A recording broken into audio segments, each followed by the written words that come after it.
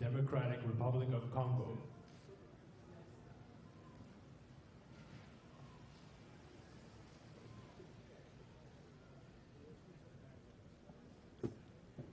His Excellency Joseph Kabila Kabange, President of the Democratic Republic of the Congo.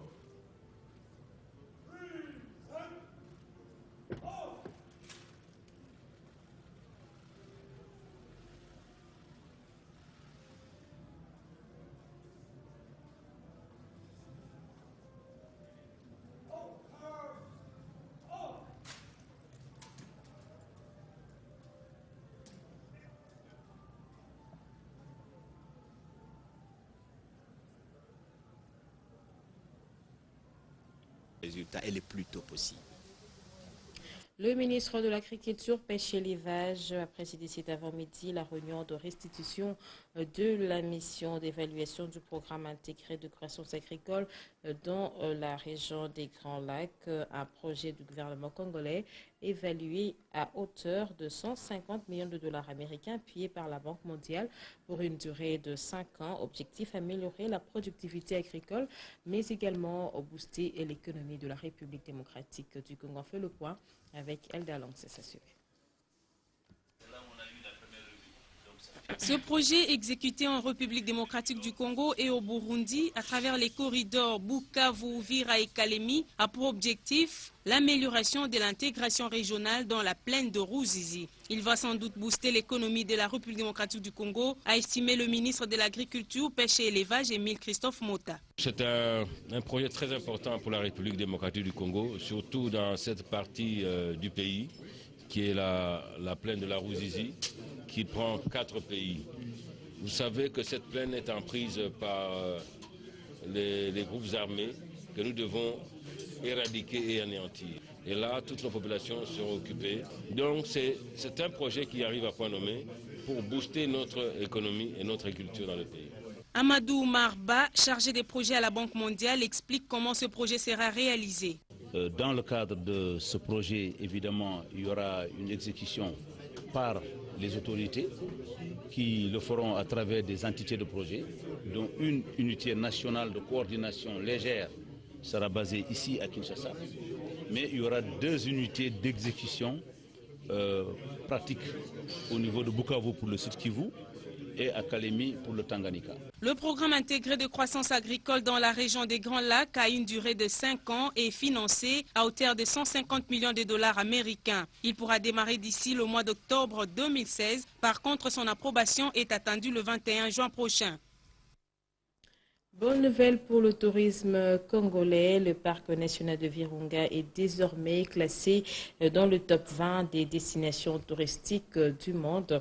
C'est le célèbre journal américain New York Times qui l'a classé à la 19e place des 52 destinations à visiter dans le monde en 2016. L'annonce a été faite par la presse par le ministre du Tourisme Elvis Mutiri. C'était lundi au Jardin botanique de Kinshasa. Elvis. Voici le parc national de Virunga. C'est l'une des grandes fiertés touristiques de la République démocratique du Congo, créée en 1925 par le roi Albert Ier de Belgique. Dans son histoire, Virunga a été le premier parc national sur les continents africains, créé principalement pour protéger les gorilles de montagne vivant dans les forêts du massif de Virunga. Aujourd'hui, le ministre du Tourisme, Elvis Mutiri, réunit la presse pour une information de grande importance. En effet, cette année, le célèbre journal américain New York Times a qualifié le parc national de Virunga de la République démocratique du Congo d'un des endroits les plus époustouflants sur la Terre et l'a classé à la 19e place des 52 destinations à visiter dans le monde en 2016. J'ai tenu en ces jours à ce que nous puissions nous réunir afin que je puisse vous faire part de la fierté tout légitime que je ressens, non pas uniquement en tant que ministre du Tourisme, mais également et surtout en tant que citoyen congolais habitant ce merveilleux pays qu'est notre Congo. De voir aujourd'hui une reconnaissance internationale de la destination RDC. En d'autres termes, la destination RDC est dans le top 20 des meilleures destinations au monde, d'après le journal américain New York Times. Le ministre l'a aussi dit, si la destination Virunga est devenue sûre, c'est grâce à la bravoure des éco-gardes de l'Institut congolais pour la conservation de la nature qui, au prix de leur vie, protègent le parc des Virunga, des braconniers et malfaiteurs de tout poil. Retenez par ailleurs que ce parc est aussi classé patrimoine mondial de l'humanité par l'UNESCO. La République démocratique du Congo, en tant que pays membre de la Convention des Nations Unies pour la protection des personnes vivant avec handicap, s'apprête à abriter la table ronde des États généraux de la situation des personnes vivant avec handicap. Objectif, améliorer leurs conditions de vie. Le ministère des Affaires sociales s'active dans les préparatifs de ce grand rendez-vous à travers les réunions marathon du comité de pilotage présidé par la directrice générale du Fonds national de promotion et de services sociaux. Le point avec José Kalumba et Omer Bankinda. C'est une réunion préparatoire de la table ronde des États généraux sur la situation des personnes vivant avec handicap que dirige la directrice générale du Fonds national de promotion des services sociaux, Alice Mirimo Kabechi. Il est question de faire un état de lieu de la situation des personnes vivant avec handicap en RDC à travers la collecte de données qualitatives dans les chefs-lieux des provinces et l'analyse situationnelle sur l'accessibilité des personnes handicapées aux services sociaux de base de qualité et leur prise en charge conforme au protocole de collecte élaboré par les comités de pilotage. Estimé à plus ou moins 13 millions en RDC, les personnes vivant avec handicap représentent près de 18% de la population congolaise et devront désormais être prises en compte dans la définition et la mise en œuvre de toutes les politiques de la vie nationale. Conscient de l'importance numérique des PVH et de leur rapport considérable au développement de la RDC, le chef de l'État s'était impliqué personnellement pour qu'une loi organique sur la protection et la promotion des personnes vivant avec handicap soit adoptée selon l'article 49 de la Constitution. Toutes ces données collectées dans différentes provinces seront mises en commun dans un document qui sera présenté pendant les États généraux.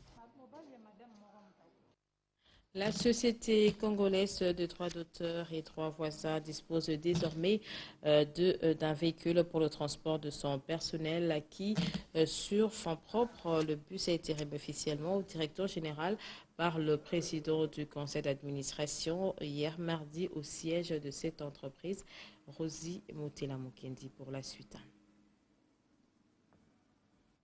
Depuis son accession à la tête de la Société congolaise des droits d'auteur et des droits voisins Sokoda au mois d'août dernier, le conseil d'administration que dirige Verkus Kiamwangana ne ménage aucun effort pour la redynamisation de cette entreprise. Ce comité de gestion qui travaille d'arrache-pied pour, entre autres, améliorer les conditions sociales de son personnel, vient de doter l'entreprise d'un véhicule pimpant neuf qui va servir au transport des agents. Ce véhicule que nous allons remettre à la direction générale servira également au recouvrement des redevances au titre de droits d'auteur et droits voisins. À côté de cette réalisation, mon comité et moi sommes aussi déterminés à remplir le rôle premier de la Sokoda qui est la perception et la répartition des droits. Ainsi, nous vous rassurons que ces droits seront régulièrement payés 2 fois l'an.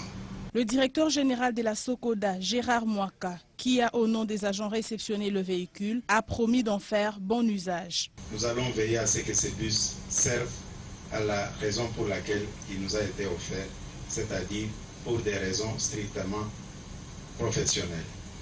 Au nom des travailleurs, au nom des agents et à mon nom personnel, je présente tous mes remerciements au conseil d'administration et particulièrement à son président et aux autres organes de la Sokoda pour la volonté qu'ils affichent pour la bonne marche de notre société. Pour manifester leur joie, les agents et cadres de la Sokoda ont pris place à bord du bus et ont par ailleurs salué la détermination de leurs dirigeants à redorer l'image de la Sokoda.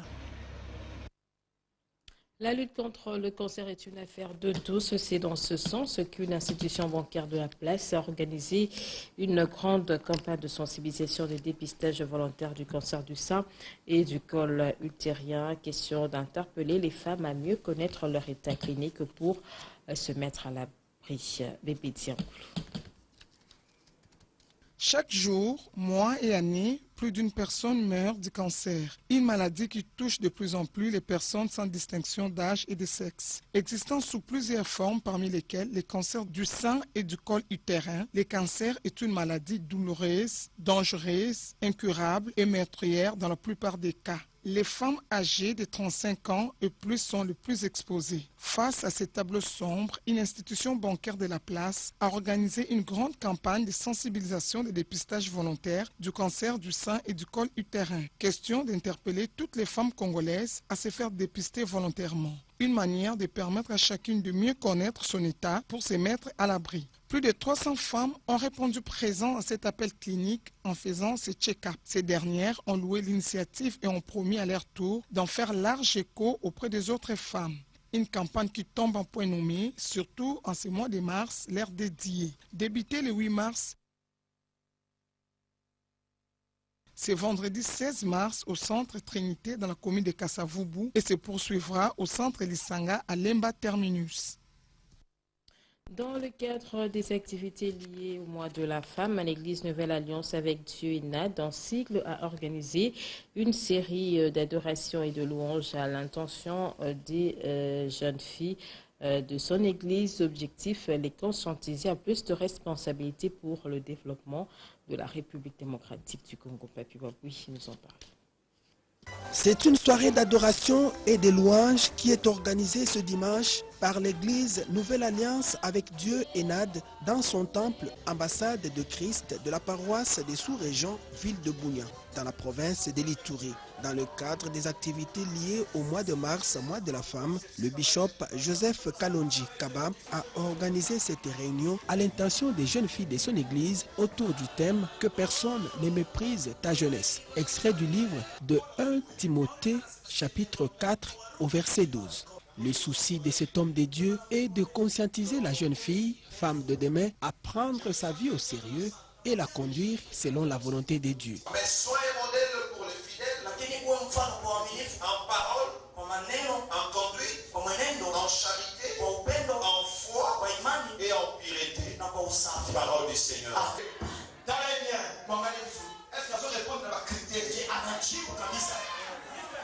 Le bishop Joseph Kalonji reste convaincu d'une chose, la jeunesse à venir de demain est une réserve stratégique pour le développement de la RDC. Elle doit par conséquent être conscientisée et encadrée. Voilà, c'est la fin de ce journal. Mesdames, Messieurs, merci à vous de l'avoir suivi. Au revoir.